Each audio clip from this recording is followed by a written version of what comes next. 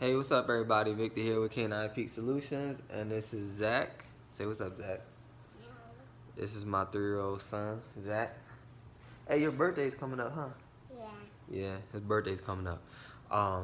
But with this video, I'm gonna talk about remote collars. So this is a remote collar. This is the e-collar, shock collar, electric collar. There's a lot of names out there for them. They're very good tools, but I'm going to talk about it really brief because I've been to a couple lessons where the owners have heard certain stories about these, and I'm going to clarify a couple of them. So, hey, where you going? Come sit next to Daddy. Come on, come on. Why? Cause we're taking a video. Okay. So I'm gonna talk about a little bit of it real quick. So the misconception out there from these owners were that the shock collar, remote collar, whatever, the e-collar would actually burn the dog when you tap the button and you're giving the dog stim. If you know how to use a remote collar properly, you want to use the lowest level possible, low level stimulation, especially when you're initially teaching the dog. But they had an idea that when the remote collar is on the dog, right, these two little points right here, right, when they're on the dog and it's on the dog's neck, that it would actually burn a hole in the dog's neck when you're tapping the button. Okay, I could put this on the highest level possible, and I could hold that button down and cause a lot of discomfort to the dog, which is, this isn't the right way to, train. This is, that's absolutely wrong. But I'm trying to give you an example, and hold that button down for 2-3 minutes straight.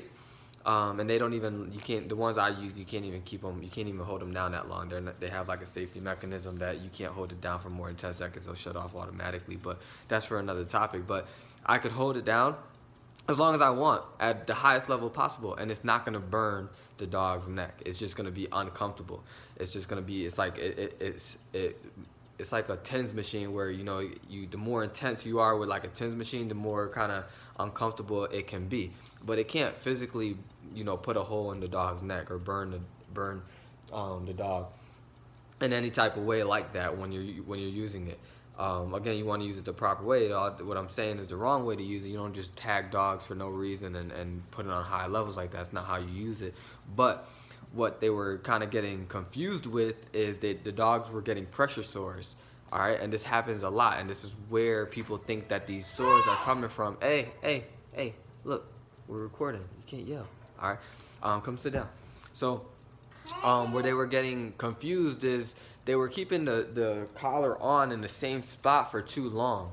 Okay, if this is sitting on my neck or in a dog's neck for a really, really long time, eventually these little points, these rounded points, they're not pointy or anything. They can't stab through a dog's neck. But if it's on in one spot for 12 hours, a whole day, extended hours, then you're gonna get pressure sores and you're gonna have those open sores on a dog. That's not because the remote collar is doing it, it's because it's due to negligence. You don't want to keep these collars on in the same spot for I tell people more than 3 to 4 hours. Just rotate it on the other side.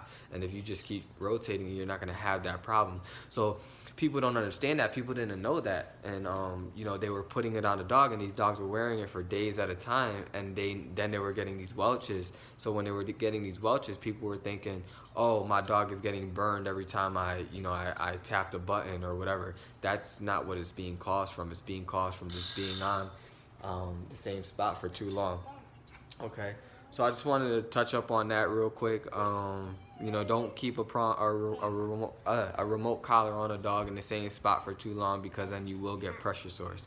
Okay, yeah. So I just wanted to kind of touch up on that and talk about that. If you have questions, leave them in the comments below. If you're watching this on YouTube, make sure you subscribe, share it, whatever you gotta do. If you find information like this helpful, let me know. That way I can add more things. And if you have questions about any other topic, let me know and I'll talk about that as well. Okay, so say bye, Zach.